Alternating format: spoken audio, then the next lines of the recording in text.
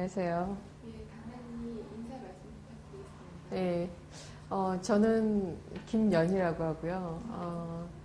전 현재 그 보스턴 컨설팅 그룹의 파트너로 있고, 제 경력은 저는 서울대를 졸업을 했고, 91년도에 석사까지 졸업을 하고, 그 다음에 컨설팅 업계에 이제 횟수로는 한 20년 정도 일을 하고 있습니다. 네.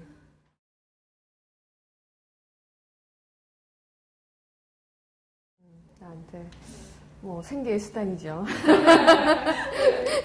생계의 수단이고, 그래서 이 컨설팅을 일하기보다 이제 컨설팅은 나의 일이고, 그 다음에 나의 삶에 굉장히 중요한 부분인 것 같아요. 그래서 만약에 내가 일을 하지 않았다면 아마 무슨 낙으로 살았을까 할 정도로 굉장히 중요한 인생의 의미이고, 또 그러면서 내가 이 세상과 소통하고 사람들을 만나고 또 사회에 기여할 수 있는 아주 중요한 수단인 것 같습니다. 그런 질문들을 우리 후배들도 굉장히 많이 하더라고요. 20년 컨설팅을 했다 그러면 그만둘 생각은 안 했냐 그렇게 얘기를 하는데, 사실 그만두고 싶다라는 생각은 거의 하루에 한 번씩은 한다고 보시면 돼요. 제가 이렇게 얘기하면 사람들이 참 놀라는데, 그러니까 의외로 제가 만나본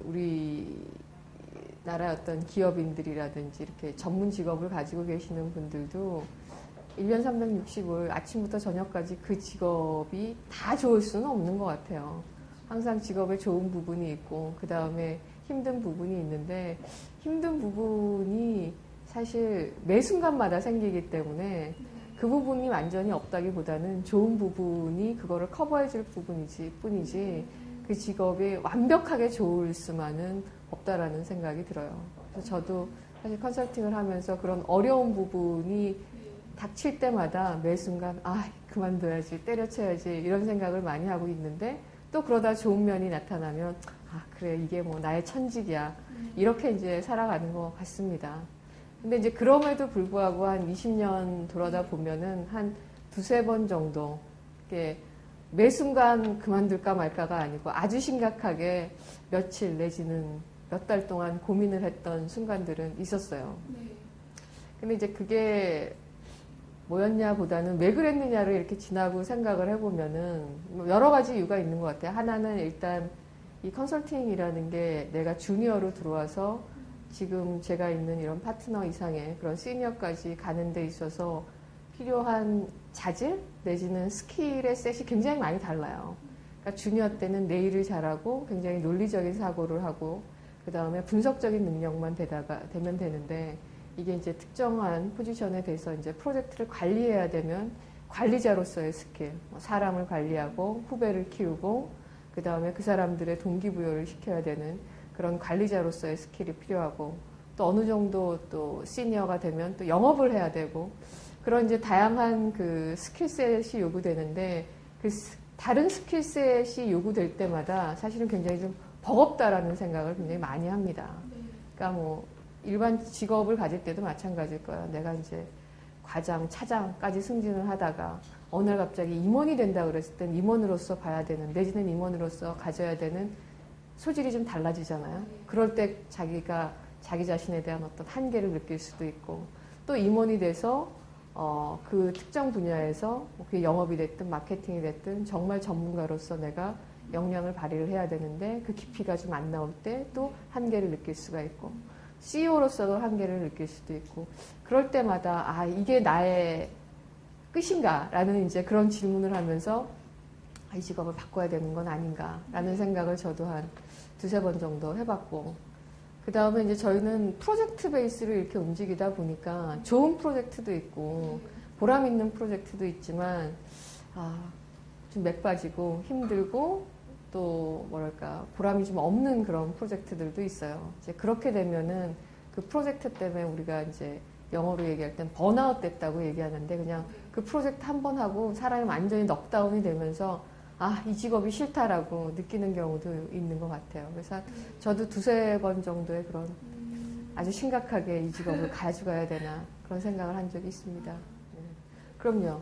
그러니까 좋은 점은 이런 저희 같은 컨설팅 회사가 우리 회사가 이제 외국계 회사이긴 하지만 이 사람의 탤런트를 가지고 먹고 사는 회사이기 때문에 이 직원들에 대한 교육 내지는 직원들의 자기 개발에 굉장히 많이 시스템적으로 투자가 되어 있는 회사예요. 그래서 뭐 별도로 내가 학원을 다니거나 따로 가외를 받지 않아도 이 시스템에 내가 충실히 따라가면은 정말 회사가 원하는 인재로 자연스럽게 만들어지는 그런 시스템을 가지고 있어요. 참 저는 개인적으로는 굉장히 그 부분이 이 컨설팅 회사를 다니는 사람으로서의 축복이라고 생각을 하는데 그런 면에서 보면은 별도로 내가 뭐 찾아다니면서 뭘 배우고 그러지는 않았는데 아까 말씀하셨던 그 멘토라는 부분은 굉장히 중요한 부분이었던 것 같아요.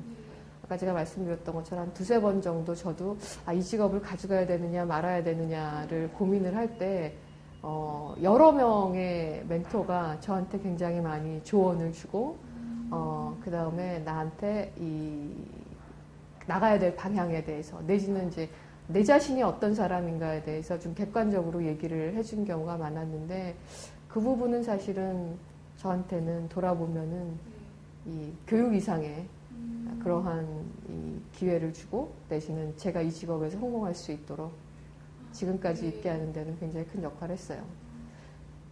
그러니까 내가 얼마나 잘 자랐는지도 중요하고 내가 영업을 얼마나 잘하는지 내가 클라이언트를 얼마나 서빙을 잘하는지도 굉장히 중요하지만 저희 회사가 탤런트 회사이다 보니까 시니어가 되면 밑에 얼마나 사람을 잘 키웠느냐도 굉장히 중요한 리더의 덕목이에요. 그래서 그 사람하고 일을 했는데 사람들이 잘 안 됐다. 내지는 그 사람하고 일을 했는데 뭐 회사에 대해서 굉장히 불만을 느끼거나 프로젝트에 대해서 불만을 느꼈다 그러면 리더로서 굉장히 좀 감점이 되고 그리고 이 리더를 잘 키워내게 되면은 그거는 정말 돈으로도 저희는 그게 평가가 얼마 정도 될 정도로 굉장히 중요한 덕목이에요. 그래서 두 가지 방식으로 저희가 평가를 하는데 하나는 저희 내부적으로 이제 상향 평가라고 얘기를 해서 이제 어워드 피드백을 아주 주기적으로 1년에 2번씩 받게 되어 있고요. 그 다음에 또 저희가 평가를 할 때 파트너급 이상이 되면은 누구를 키웠는지 저 사람은 누구를 키웠어라는 게 조금 꼬리표가 붙을 정도로 한두 사람일 수도 있고 여러 명이 될 수도 있는데 그 사람들을 아주 수년 동안 그 사람이 디벨롭이 되는 과정을 뒤에서 코치하고 도와주게끔 되어 있어요. 그럼 코칭 시스템 다? 네, 다 있어요. 네. 그럼 그분들끼리 이렇게 커뮤니티 가치도 다 형성이 되니까요? 그러니까 저희 이제 그거를 멘토 멘티 시스템이라고 얘기를 하는데 멘토 멘티를 이제 한 1년에서 2년에 한 번씩 바꿀 수 있게 되고 멘토 멘티는 1년에 몇 번 만나야 되고 만나서 무슨 얘기를 했는지를 또 리포트하게 되어 있고 뭐 그런 좀 포멀한 프로세스도 있고 또 인포멀한 프로세스도 있고 다 따로 되어 있습니다. 저희 회사가 이제 업종이 전략 컨설팅이다 보니까 매번 고민하죠, 매번. 저희 컨설팅을 고민하는 게 아니고 이제 우리 사업이 얼마나 성장할 것이냐 우리 굉장히 많이 고민하는데 좀 놀라운 사실은 뭐냐면 저희 회사가 작년에 유럽하고 미국, 아시아 다 합쳐서 거의 20% 가까운 성장을 했어요. 네, 선진 시장에서 미국, 뭐 프랑스, 독일, 영국 이런 시장에서 15%에서 20% 가까운 성장을 했어요. 사실 그런 그 선진국 시장에서 15% 이상 성장하는 산업은 거의 유례가 없다라고 보시면 돼요. 그러니까 저희도 좀 놀라죠. 도대체 이게 어디까지 클 수 있겠느냐라는 생각을 하는데 저는 한마디로 컨설팅 왜 이렇게 크나? 클 수 있는 거냐? 막 그런 질문도 하고, 참, 우리나라에서 무슨 전략 컨설팅 이렇게 비싼 돈을 주고 컨설팅을 받는 수요가 얼마나 있을까? 저희 자신도 질문을 하는데, 놀라운 건 이제 꾸준히 큰다는 거예요. 근데 이제 저희처럼 경영 컨설팅을 하는 회사의 업을 뭐라고 정의를 해야 되느냐에 대해서 저도 고민을 많이 하는데, 제가 한 15년 전에 저랑 같이 일을 했던 클라이언트의 CEO가 디파인을 해주시더라고요. 정의를 내려주기를 뭐라고 얘기했냐면, 자기는 컨설턴트는 일종의 탤런트 아웃소싱이라고 본다라고 저한테 얘기를 했어요. 그래서 무슨 말이에요? 그랬더니 기업이 굉장히 많은 그 의사결정과 굉장히 많은 문제들을 해결을 해야 되는데 그 모든 문제를 다 내부적으로 해결하려면 엄청난 비싼 그런 탤런트를 내부적으로 다 갖고 있어야 되는 거 아니냐. 뭐 한 회사가 예를 들자 그러면 글로벌 시장, 미국 시장에서 세일즈를 잘하기 위해서 어떠한 시장 진입 전략을 만들어야 됩니까?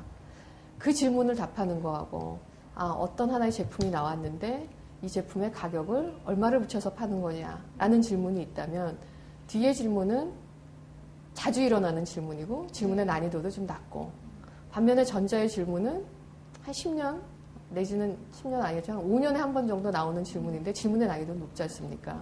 네. 근데 전자를 맞춰가지고 사람들의 리소스를 다 갖게 되면 인건비 감당 안 된다. 그렇기 때문에 나는 후자의 질문을 답할 수 있는 사람 정도로 내 리소스를 갖되 그런 질문이 나올 땐 난 건 아웃소싱 준다. 라는 게 컨설팅의 정의였어요. 그 사람의. 그러니까 컨설팅이라는 거는 기업이 가지고 있는 질문 중에서 가끔 일어나지만 매우 어려운 그런 난해한 질문을 외부에서 도움을 받아서 푸는 게 저는 컨설팅이라고 저 자신이 정의를 내려요. 근데 그럼 왜 컨설팅 시장이 커지느냐?